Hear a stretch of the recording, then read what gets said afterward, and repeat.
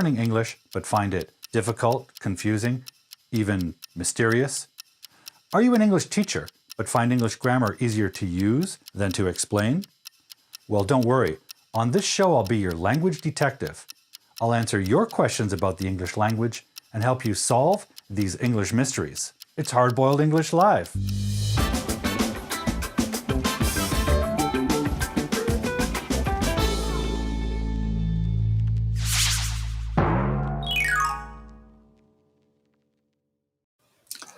Welcome, everybody. Good evening and good morning to our friends in Asia and the Middle East. Welcome to Hard-Boiled English Live.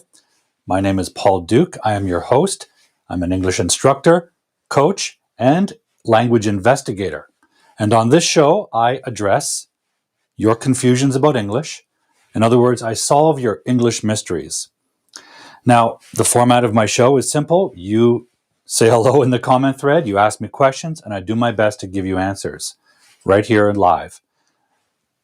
On the chance that I don't have an answer for you, I'll do some research and get back to you on the next show.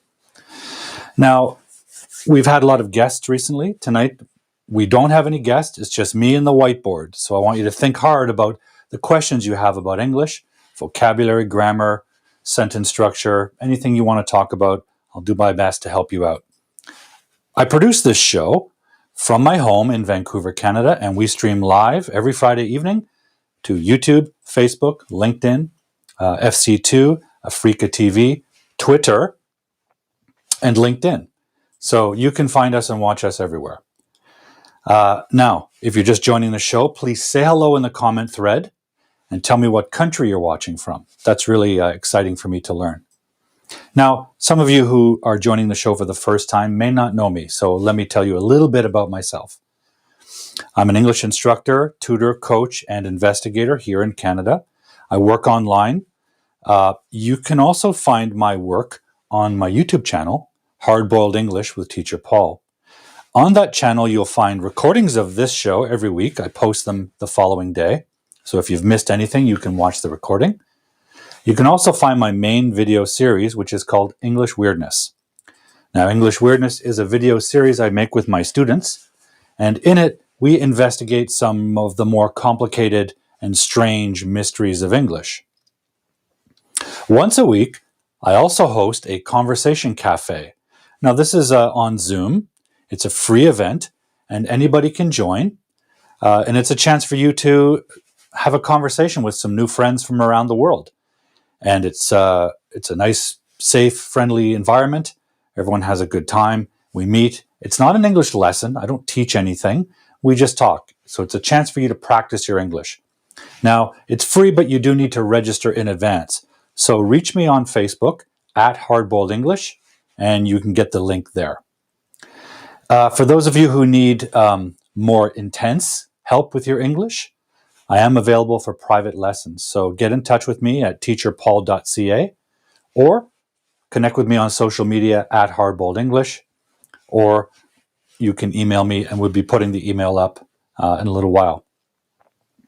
Now, recently, with some colleagues of mine and myself, we began our first podcast. Now, the podcast is called the Ego Education Podcast, and it's hosted by myself and my two friends, John McGraw and Anish Dea, who you may know from this show, he's been a guest several times. And what we do is we talk about the situation of English education in Canada and Japan. The three of us share a common connection to Japan and students there. So we thought it would be good to combine our connections and our knowledge and bring on a guest every week and talk about this. And the guest is usually an educator or student who has studied both in Japan and in Canada. Now, I have a special announcement regarding my YouTube channel, Hard-Boiled English. I think it was over a year ago, I released episode 9 of my series, English Weirdness. And then the pandemic hit. Now, episode 9 was a 2-part video. It was a to-be-continued cliffhanger story. We released episode 9, and then the pandemic hit, and I had to make a lot of changes in my personal life, my professional life, and thus my video making life. my life as a video creator. So it has taken me a long time, but I am pleased to announce that next Friday, after the show, at 9 p.m. my time, I'm going to premiere episode number 10 of English Weirdness. This is the final episode of this series, and it's part 2 of the episode we released over a year ago. The title of the episode is called Aya Moves the Big City, but the topic is verb transitivity. So if you haven't seen part 1, I urge you to go to the website and look for the episode 9 and look for this poster. There'll be part 1 and part 2 of the posters. And that way, when you watch the video after next week, the whole story will make sense. Okay, so don't miss out. The premiere event is on YouTube next Friday evening after this show. Okay, and next Friday night I may have a special guest who was involved in the video creation with me. Okay, so that's me. Now let's find out about you. Let's see who's watching the show. I would like to say hello to Chris from Belgium. We have Wako joining us from Japan. We have Luza joining us. And Luza, refresh my memory. Are you in Peru or Colombia? I can't remember. We have Roni from Bangladesh joining us. We have Eric Wesh joining us from Korea.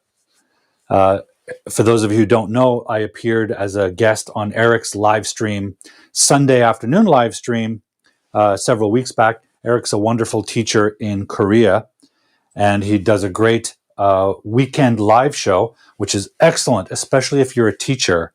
He often goes through teaching techniques and tips and classroom techniques. So check out Eric's live stream. And Eric, if you want, you can put the link. If you have a link, if you're able to put the link, share it with us. Hello to Wei Lin from Myanmar.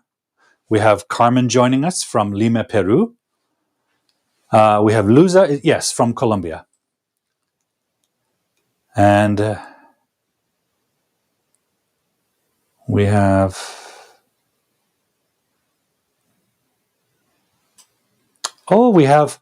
Mumtahina from Bangladesh. Hopefully I'm saying your name correctly. Maybe not. If I am making a mess of your name, I apologize. So we have Chris saying part 1 is fantastic. Thank you, Chris. Maybe you've been looking forward to part 2 for a long time to find out what happens to our hero. Well, next Friday you can find out. Hello also to Hassel GPE Ortega. A very interesting name, from Mexico. We have Wilson Merchant from joining us from Ecuador. I'm fine, Wilson. Thank you for asking. As you can see, guys, we have viewers joining this show from all over the world, from very far places. So for me, that's a really exciting thing. I started this show over a year ago because I knew that students were locked up at home because of the pandemic, and teachers too were locked up at home. And I felt like a live show would be a great way to connect with them and stay in touch with English learners around the world and teachers. And I've actually met a lot of teachers this way. As I said, Eric Wesh is a great teacher in Korea, and we met online because he also does live streaming. And I watched his show one day. I was really impressed with it. I said so, and we connected. So today, guys, I want to answer some of your questions. Now, I do have a couple of questions lined up already. Hello to Mohammed. Mohammed's here from Pakistan. Welcome, welcome. Okay, guys, I'm going to start with the first segment. And the first segment every week is an adjective vocabulary segment. Because I've learned in my time as a teacher that students often overuse really simple adjectives like good and bad. And those words don't carry a lot of specific meaning. So if you're describing something, it's good to have more vocabulary so you can more accurately and precisely describe whatever it is you're trying to describe. So this is a little section I like to call words to use instead of good.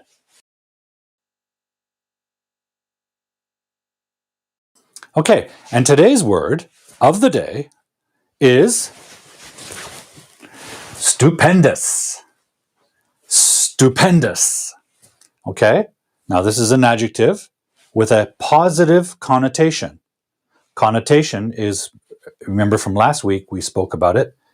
Denotation refers to the dictionary definition. Connotation refers to the emotional meaning that grew in a culture. Is it a positive meaning or a negative meaning? Through history, that can change, but I'm telling you that this has a positive connotation. Okay? So you want to describe something positively, you can use stupendous. Now, what does it mean? The meaning is extremely large or impressive, especially greater or better than you expect. Okay, so there's an element of surprise in the meaning. And I like to have you guys understand that when we understand a definition from a dictionary, the dictionary definitions are still very important and very powerful. They create a standard for a word so that everyone understands the same meaning. Everyone shares the same meaning. So if I say the word, or any word, you understand the same meaning I do. We know what we're talking about. Without any kind of standards or fixed meanings of words, we can get confused. So if we look closely, we can see a lot of different elements here. One element is large or impressive. So I might not call an insect, like a spider, stupendous. It might not really fit. Okay? But if I saw an amazing mountain, maybe it's a good adjective to describe a mountain because of the size characteristic of this meaning. There's an element of size involved, or impressive, especially greater or better than you expect. Okay? So I live in Vancouver on the west coast of Canada, and Vancouver is separated from the rest of the country, and Canada is a very large country. It's separated by an enormous mountain range called the Rocky Mountains. When I first moved here 20 years ago, I moved here from another city called Toronto in the east of Canada. And when I flew in the airplane over the Rocky Mountains, it was the first time in my life I had ever seen a mountain. Never mind a stupendous mountain like the Rocky Mountains. So my example is, I'm going to write it here. The Rocky Mountains, or sometimes we can call them the Rockies. Rockies were stupendous. Okay, or they are stupendous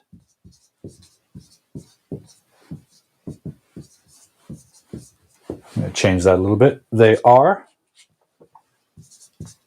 a stupendous sight. Okay, the Rockies were stupendous when I first saw them, and they still are stupendous. They are a stupendous sight.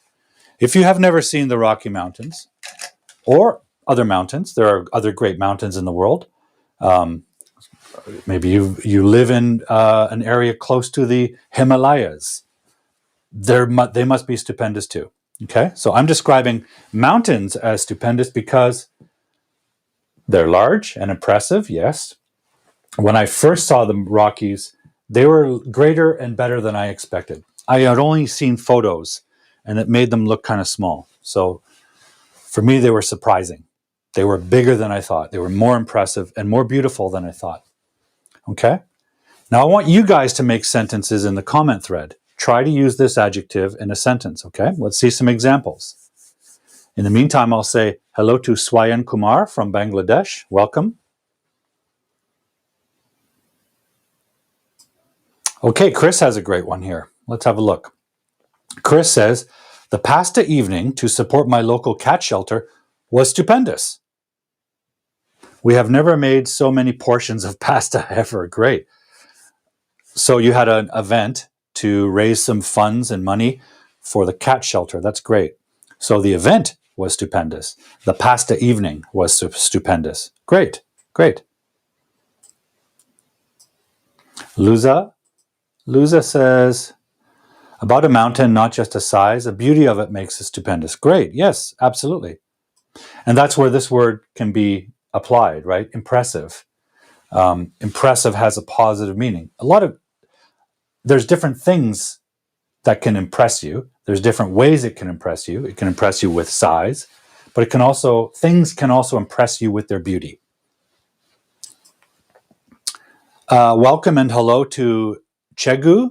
Chegu, where are you from, Chegu? We have Franco the Tutor with us. He was my guest on last show. If you haven't seen that episode, guys, go back onto the YouTube channel, Hardboiled English, and watch the recording from last week's show with my guest, Franco the Tutor. Very, very interesting chap from South America. So he says, this class is stupendous. Thank you for saying that, Franco. That's a great sentence.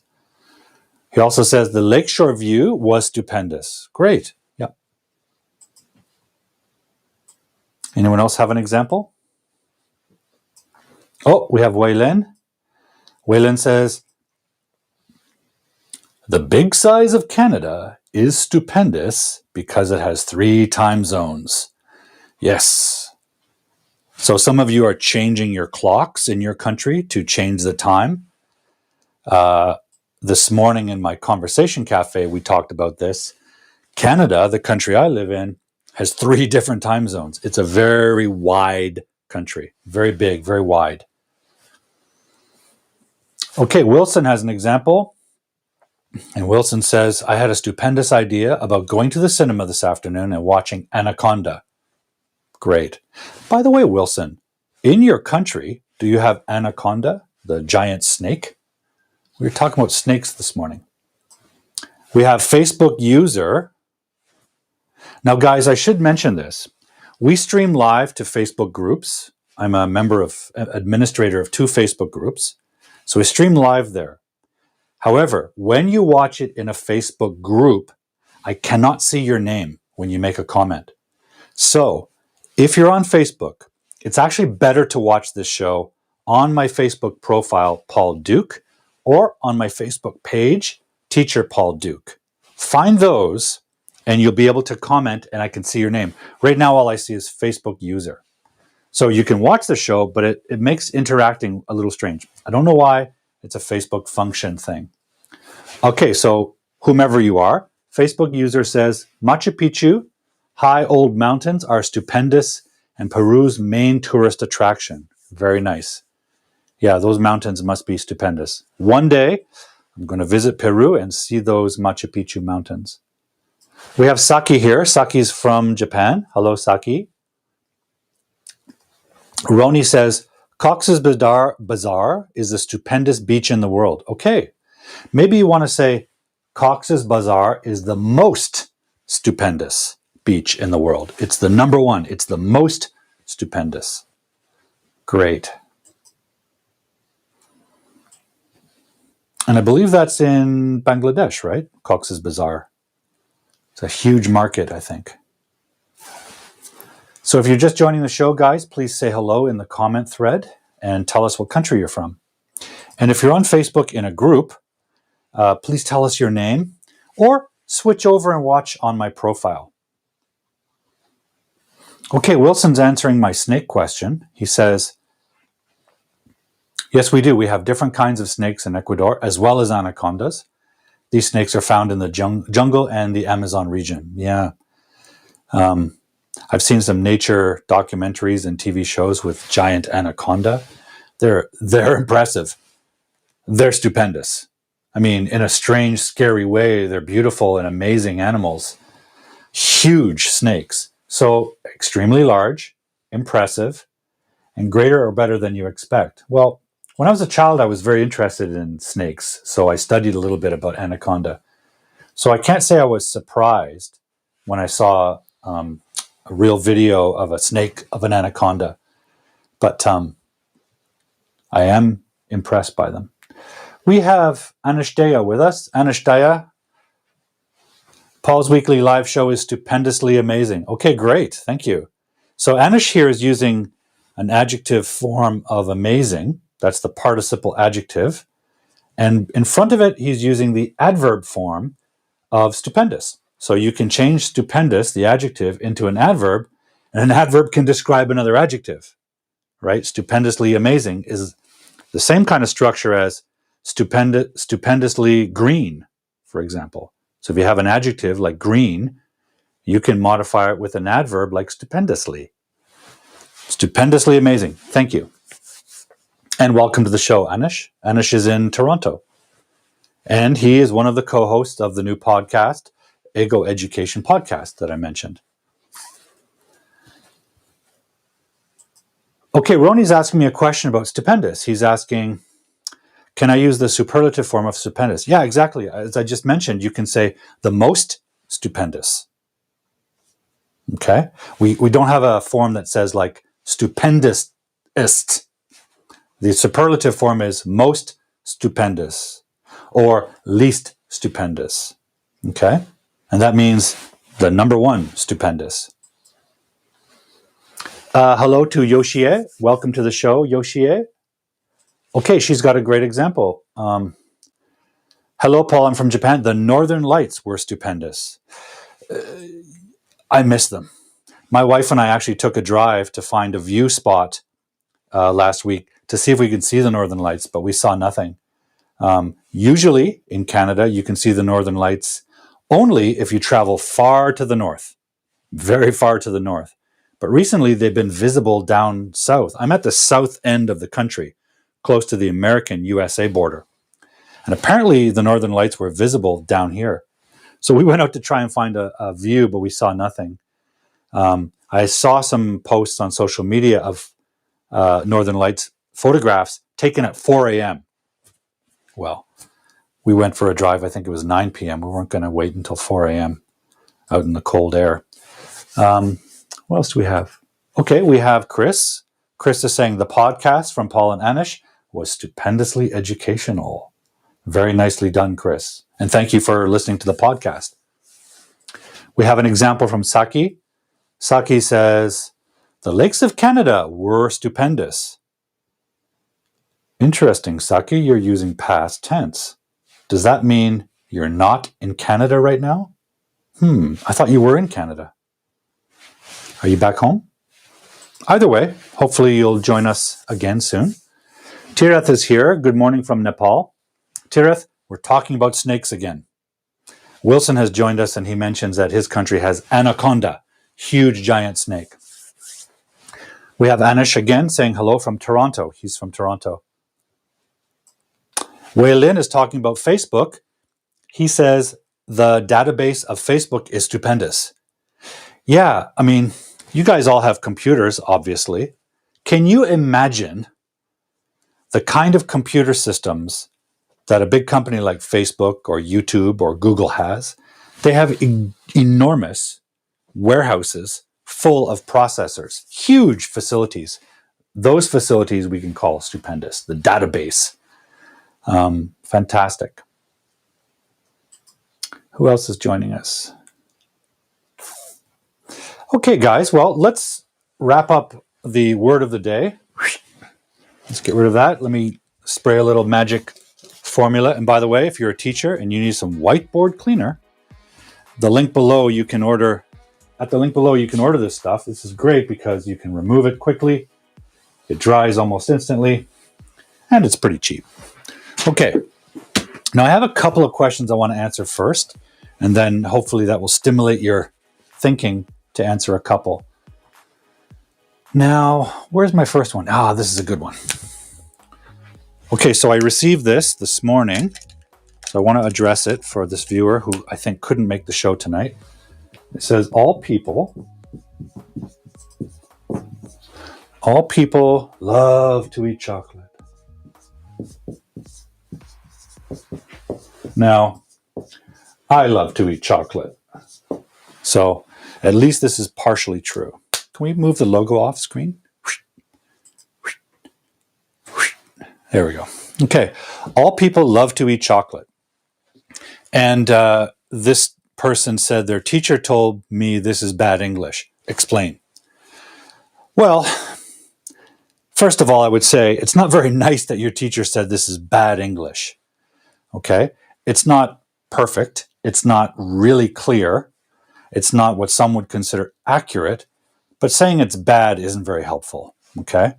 Especially if that teacher didn't explain why. Okay? Because you can't learn until you understand why. so that you can use it in a better, more clear way. After all, the goal is to communicate your idea clearly to the other person. Part of that clarity comes from communicating with words that both people understand. That's what I was mentioning earlier about standard meanings. I call this a marker, but if you call this, I don't know, a cat, you're not going to understand me when I say, I need a marker, or do you have a marker? You're going to say, marker, what's that? You're waiting for me to say, do you have a cat? Words have to be connected to some kind of reality, and they have to be standardized to the point where everyone has the same idea when they hear that word, or at least close. Okay, so what is wrong with this sentence? Well, the answer really is related to this. All people, okay? All people love to eat chocolate. Well, first of all, the idea is probably not accurate. I've met people who don't love to eat chocolate. I love to eat chocolate. A lot of people I know love to eat chocolate, but some people I know don't like to eat chocolate at all. Some people are allergic and they'll get sick, so they can't eat it. So the idea isn't really true or accurate, but let's think about the grammar, the sentence structure, the syntax. The problem is this word, all people, this combination, this phrase.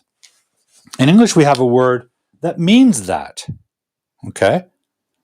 Now, the problem with this is people is plural, right? It's more than one. It's more than one. It's plural in its meaning, right? It's a plural noun, even though it's a collective noun, which includes more people. So when you use all, you really should use countable single nouns, like all the markers are in here. Markers, countable single nouns, all of them. With people, because it's a collective noun, that doesn't really make sense because it's not really countable, okay? Instead, when you want to convey this meaning, now I kind of understand the meaning, but we have a word for that already, which is everyone. Everyone, and we have to conjugate the verb, everyone loves to eat chocolate. Now, how many people is everyone? Well, it's all of them, right? It's all the possible people you can think of within a context. If you say everyone in the world, that could mean every human being on the planet, 7 billion of us or so. If you say everyone in this room, well, there's 2 of us in this room, my lovely engineer and myself, okay? If you say everyone in a classroom, or if we're in the classroom together, I can just say everyone, and you know that I'm referring to us, our small group, or everyone watching the show. Whatever the case, whatever the context, everyone means all of the people that are in that context, okay? And it's a positive meaning. It means there are people, more than one. We also have a negative meaning, which means the same thing, but negatively, and that word is nobody. Or sometimes we see no one, okay? Now that means all of the people in the context, but none of them. 0. It's an absence of those people. So we could say nobody loves to eat chocolate, even though that's not true because I'm one person who loves to eat chocolate. So the idea is not accurate. So nobody and everyone mean all the people, right? So we shouldn't say this for a couple of reasons. One, it doesn't quite follow the pattern of using all. All should be used with countable single nouns. So it doesn't follow the pattern, and we should follow patterns to make sense. And secondly, we have 2 good words here we can use. Everyone loves to eat chocolate. No one loves to eat chocolate. And in my opinion, this is my personal philosophy, so you don't have to follow it. It's not a rule. There are no rules here. I think 1 word, if you have it, is better than 2. And if you have to use 2, that's better than using 3 words. And this leads us to our next question, actually, but keep that in mind, because that's kind of behind a lot of my decisions and a lot of my explanations, is this idea, this opinion, this philosophy that the fewer words that you can convey your meaning, the better, right? Because you don't want to listen to me babble 1,000 words if I can explain something in 2 words. Nobody does. We are impatient listeners and we are impatient readers. We want the meaning quickly. We all use this, right, for social media, messaging, and we've learned how to make really simple, short messages. Why is that? Because we want to, because that's how we prefer to communicate. English works that way very well. We have a large vocabulary, so if you can find 1 word to replace 2, do it. It's a good idea. Okay. And that will bring us to our next question, which was sent to me yesterday. And it is the one about though. Hair though. So this person noticed that at the end of some sentences, Americans and Canadians often say though. Now I want to tell you first of all that though, with that spelling, isn't really the usual way the word is spelled.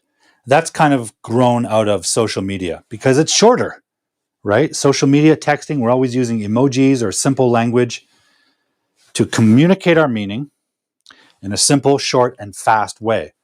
Is it bad? No. It's an evolution of language for a particular use, but you should know what it really means. It really means though, spelt like that. That's the English traditional spelling. How do we use it? That's the key. Well, though and its twin, although, which has the same meaning, okay? It grammatically functions the same way. They work like this to create a contrast. Although it is raining, I will go outside. Okay? We have a contrast here between, well, let's say negative something and positive something. Right? Although it's raining, I will go outside. Although I'm an adult, I enjoy children's cartoons. Right? Contrast. That's what although does. And you can substitute though here. Right? And by the way, we have 2 clauses here, and they are reversible. You can just as easily say, I will go outside although it's raining, or though it's raining. Right? So you can put these words here. I will go outside, though it's raining. But this person has observed in America, North America in general, they hear this at the end of the sentence. Doesn't really belong at the end of the sentence. I'm telling you that now. Usually, it's used to combine 2 clauses. It's raining, that's 1 clause. I will go outside, that's another clause. It's a kind of connector word. So are we allowed just to say something like, I don't know, I will go outside though?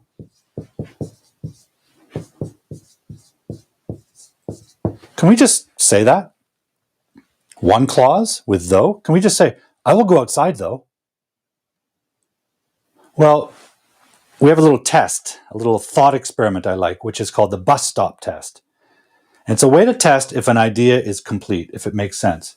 What you have to do is imagine that you walk up to a stranger at a bus stop. Excuse me, stranger, and you say the sentence. Will they understand your meaning or not? If they do, you've spoken a complete sentence. So if you imagine walking up to a stranger and saying, I will go outside though. Will they understand your idea? I will go outside though? Probably not. Because the presence of that word creates an expectation for a contrast. So I'm not saying my friend here who sent me the question is wrong. They heard that. And truly, people in Canada and the US do say this. But here's how they say it. In a conversation, you might have two people talking. And, when we have a conversation, oftentimes we complete each other's idea. One person says something, the other person kind of finishes the idea, especially if they know each other well. So let's say we have two people, A and B. A person, A, B. And B person says, I will go outside though. Well, what are they contrasting? Chances are good that they're contrasting person A, who probably said this. OMG! Oh my God! It's raining! Right? And they think that's a bad thing. Right? Oh my God, it's raining! Says person A. Person B contrasts their idea and says, so what? I will go outside though. And they put this at the end to contrast that sentence. Not their own sentence. They're contrasting what person A said. Okay? You think of dozens of examples. Like, I don't know. Hey, you're dressed really strangely today, Paul. I like the shirt, though. It means you don't like anything else, but you do like the shirt. Okay? So you can contrast someone else's sentence. You can contrast your own sentence that you said earlier.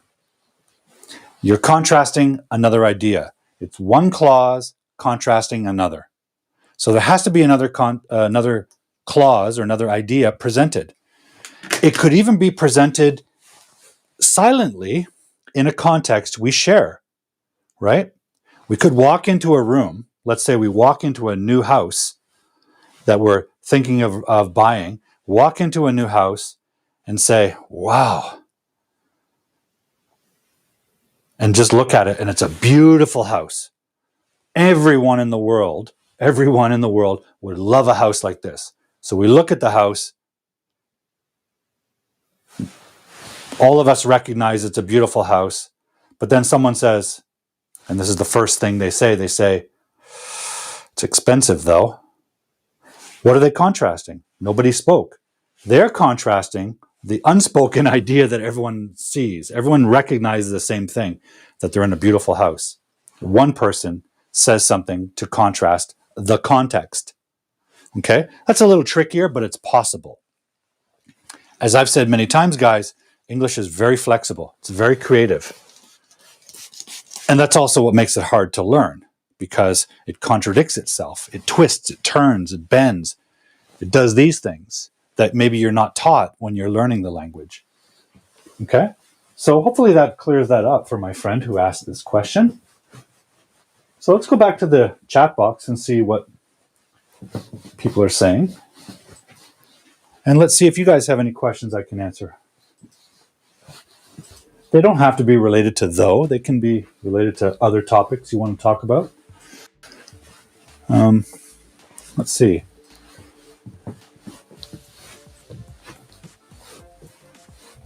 Okay. Let's get the board ready. Let's have a look. Well, Luza said something about chocolate. She says, some people love to eat chocolate. Yes. Not everyone. Not nobody. Some. Some is more than zero, right? You may not know the number.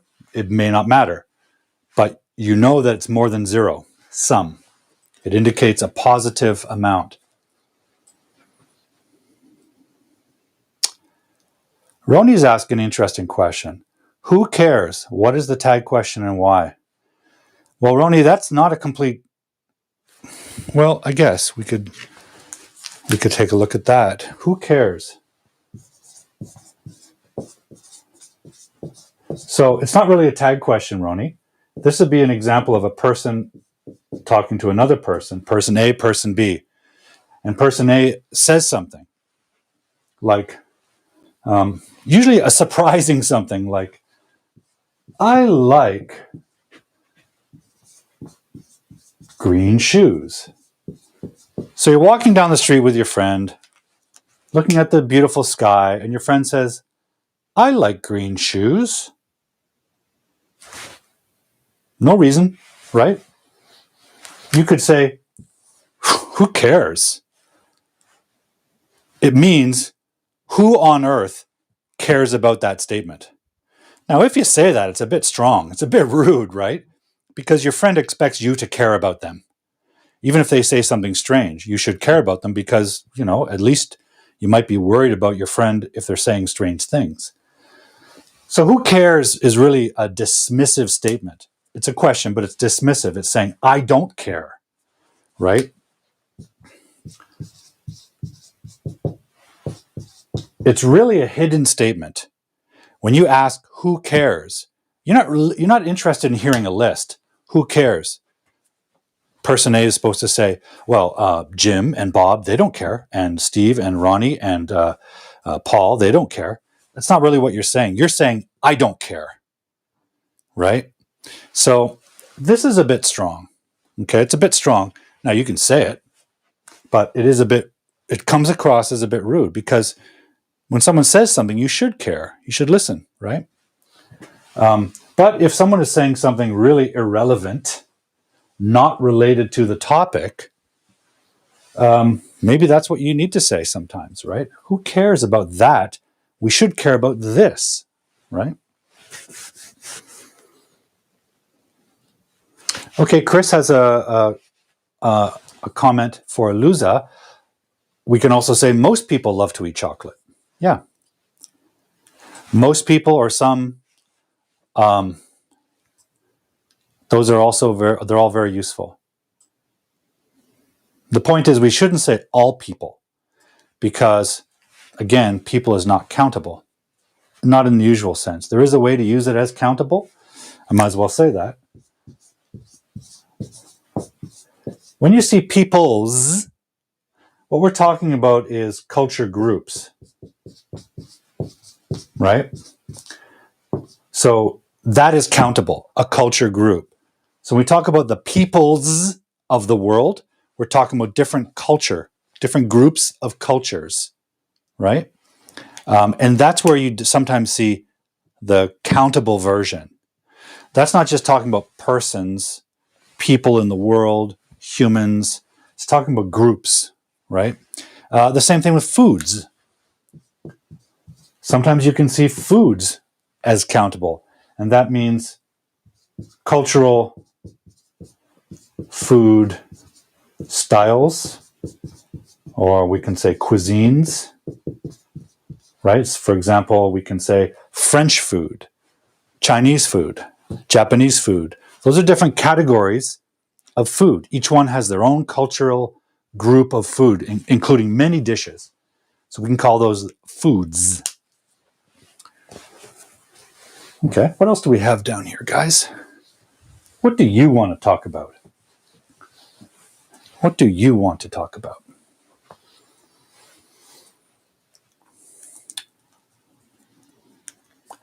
Luza is asking, could it be used to reinforce what is said? I'm not sure what you're referring to, Luza. Do you mean all people?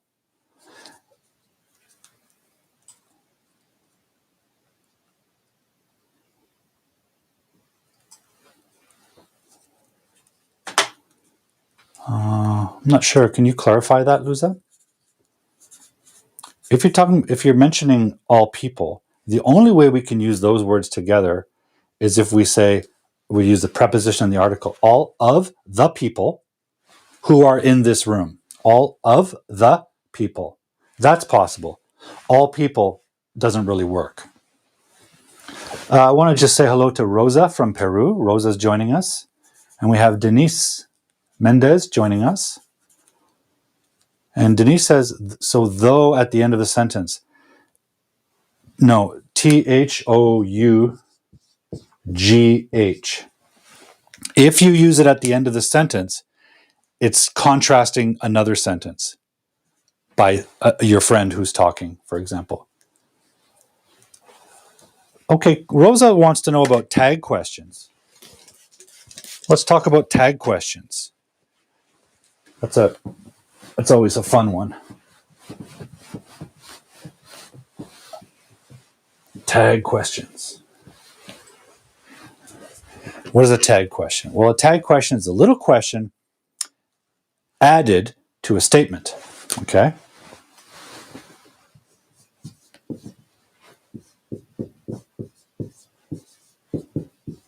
So, for example, I'm talking to my friend.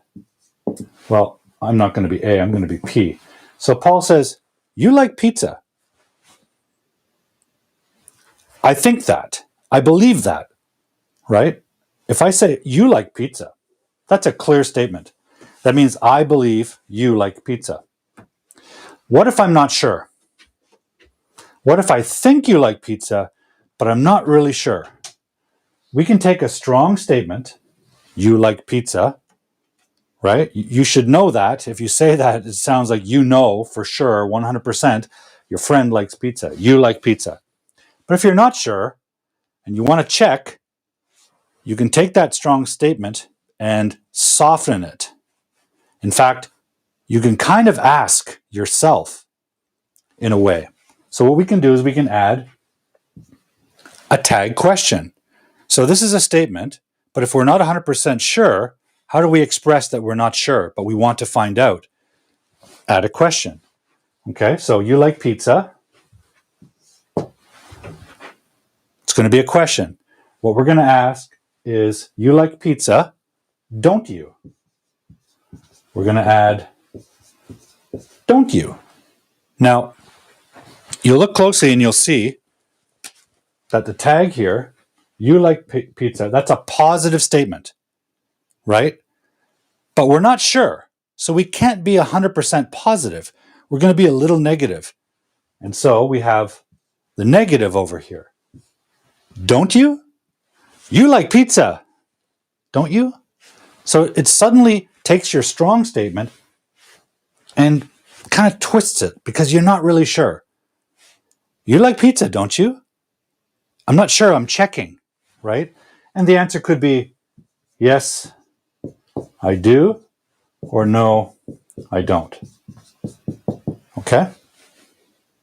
Okay, in this case, they're answering that question. Now you can switch the positive and the negative. You could say, you don't like pizza. I know that.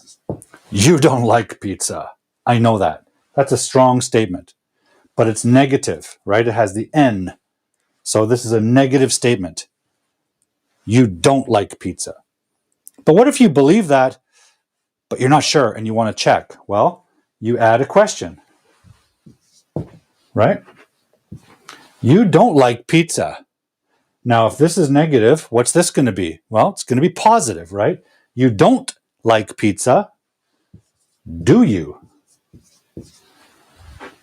Do you? You don't like pizza, or do you? Right? I'm not sure. Because it's not a strong statement, because it adds a question, it creates that uncertainty.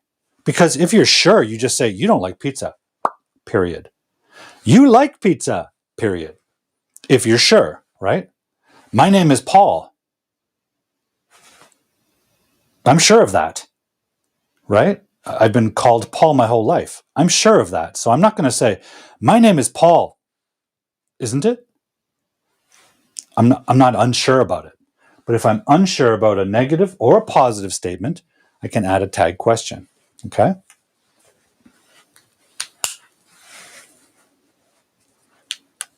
Ah, Janine Janine is with us. Great. Hi, Janine.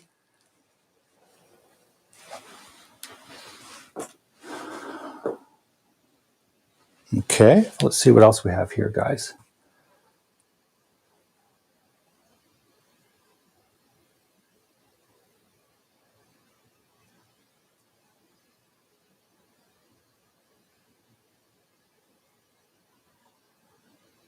Tirith is asking, all I want to know is the sentence of this type. I'm not sure what you mean, Tirith. What, this? This is a tag question. Is that what you mean? Okay, I'm not sure about that, Tira. Maybe you can clear that up a little bit. Okay, Chris has a good question here.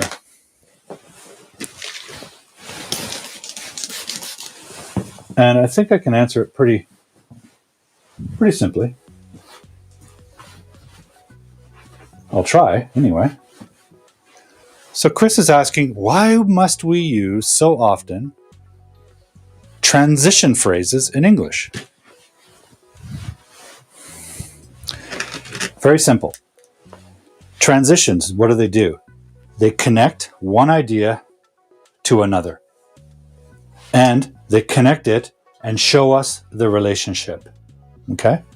They connect one idea to another. Remember, a sentence, in English anyway, a sentence is a complete idea. It's a complete grammatical unit, but it's also a complete idea. Okay? It needs a subject and a verb, but it also has to be a complete idea. And so if you're writing a paragraph, or if you're speaking like I am with several sentences, one idea could be very different than another idea. For example, I like pizza. Sue enjoys traveling.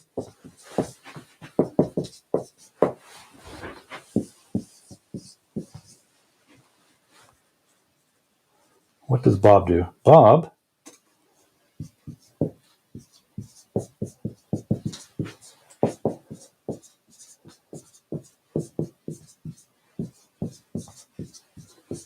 Okay, look at these three sentences. Each one is a complete idea.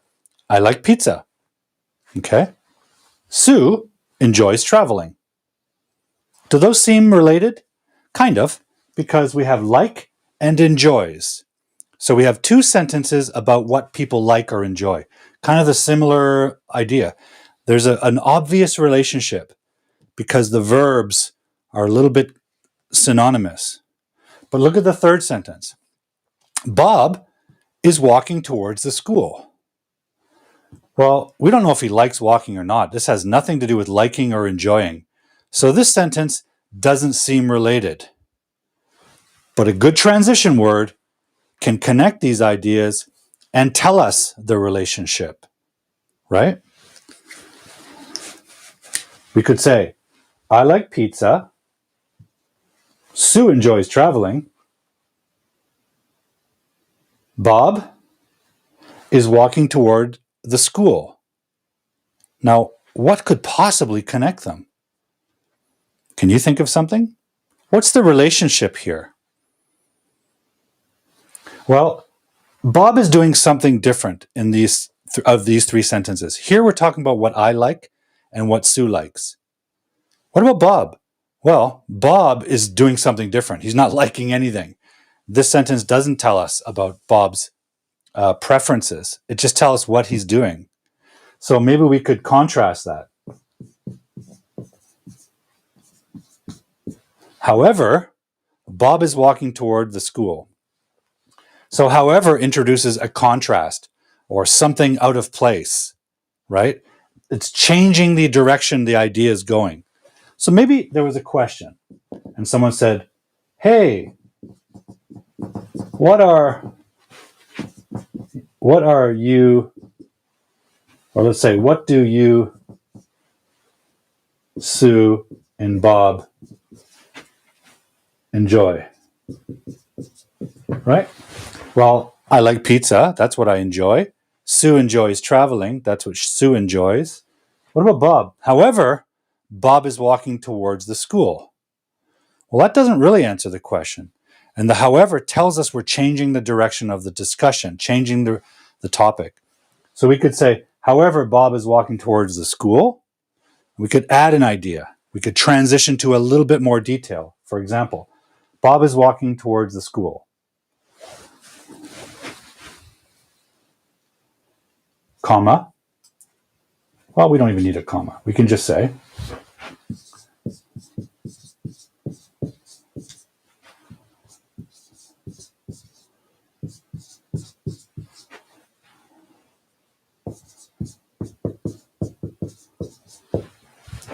However, Bob is walking towards the school, although Bob or he loves driving.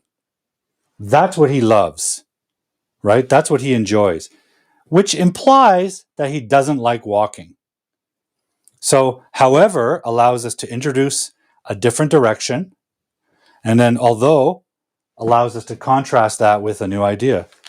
So transition words, in answer to your question, Chris, transition words do exactly what the word implies. They transition our ideas.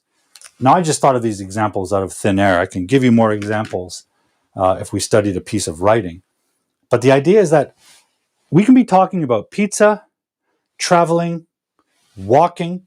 We can suddenly talk about cats and dogs and art history. And we can connect those ideas if it's part of a larger idea.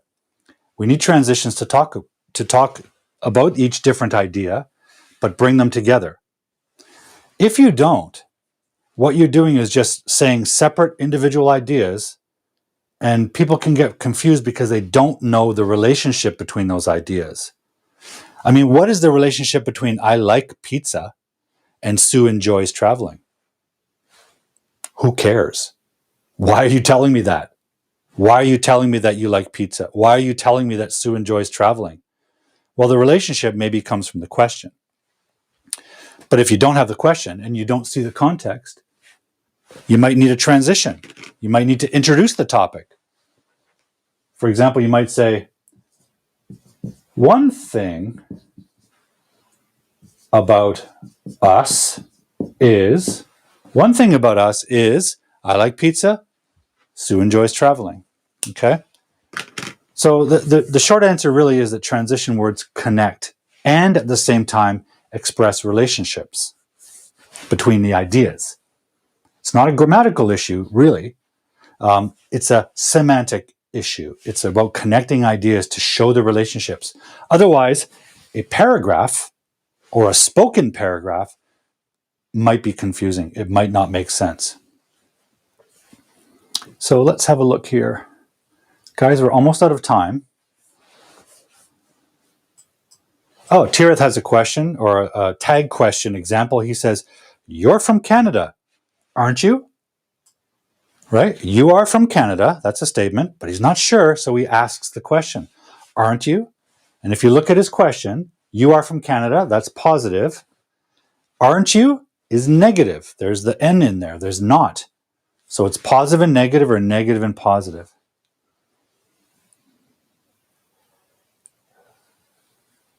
So Facebook user is asking, don't you? Is it question or negative?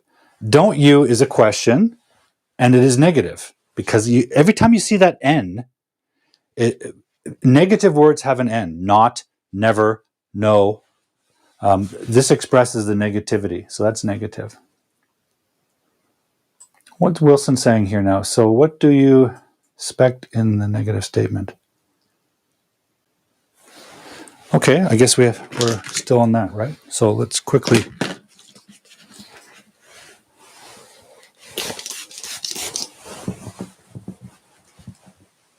let's go back to our tag question. You like pizza, don't you?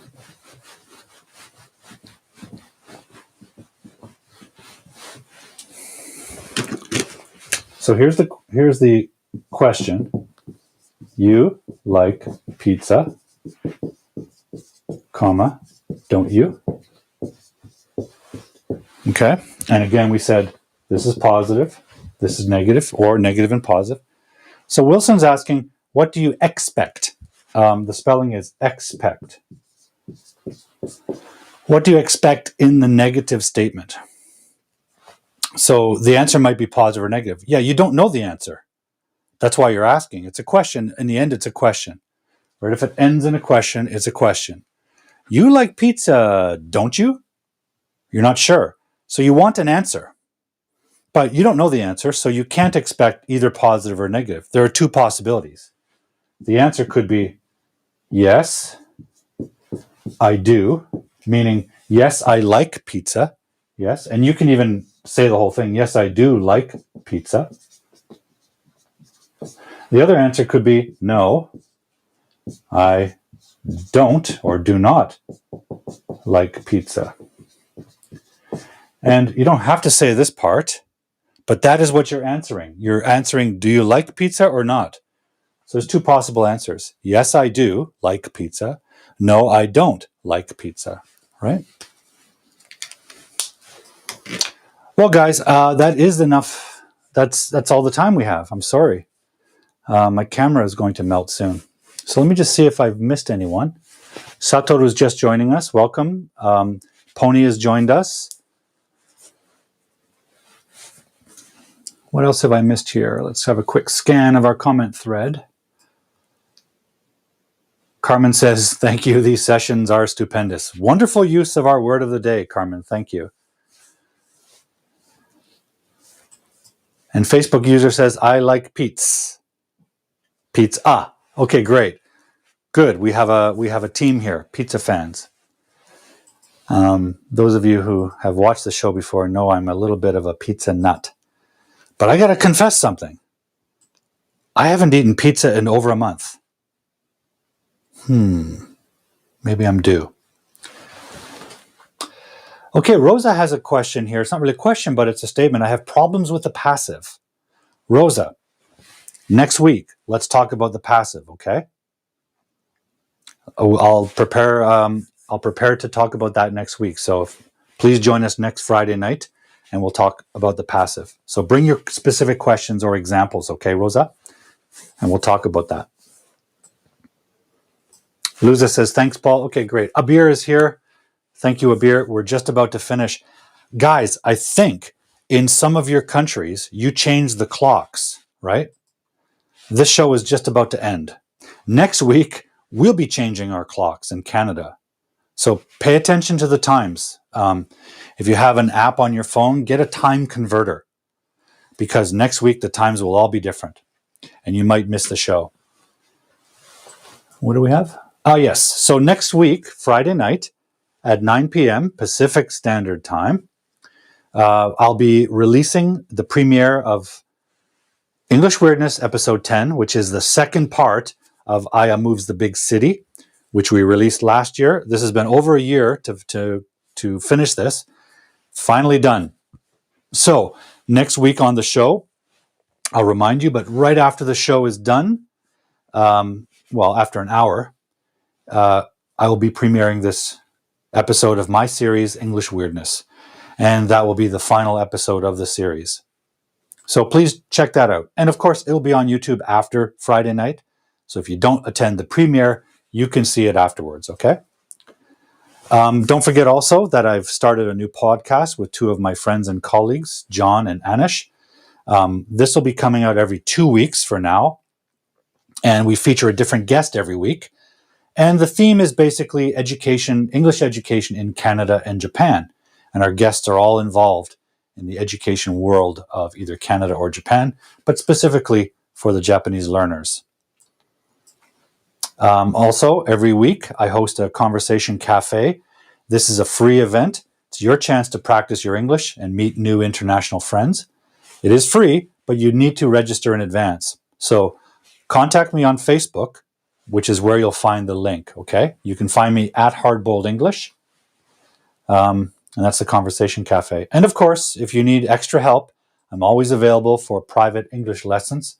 So contact me on social media. You can email me directly or find me through the website teacherpaul.ca. I'm just going to go down through the list here.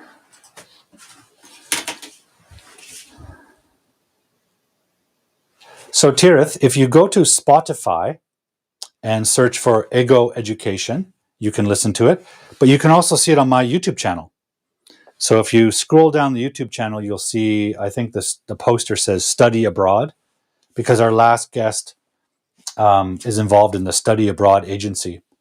So if not, I'll send you directly the link on Messenger, okay? Okay, guys, sorry if I've missed any of your questions or I missed saying hello to you. I'm going to wrap up the show now. I'm going to say thank you to Chris, thank you to Wako, thank you to Luza from Colombia. By the way, Luza, I visited your country 2 years ago and loved it. It was fantastic. We had Roni from Bangladesh, Eric from Korea, Wailin from Myanmar, Carmen from Peru, Mumtahina from Bangladesh, hopefully I said that right, Hassel from Mexico, Wilson from Ecuador. We had Swayen from Bangladesh. We had Chegu, Franco the tutor joined us from Peru. We had Saki from Japan, Anish from Toronto, Yoshie from Japan, Tirath, my fellow teacher in Nepal.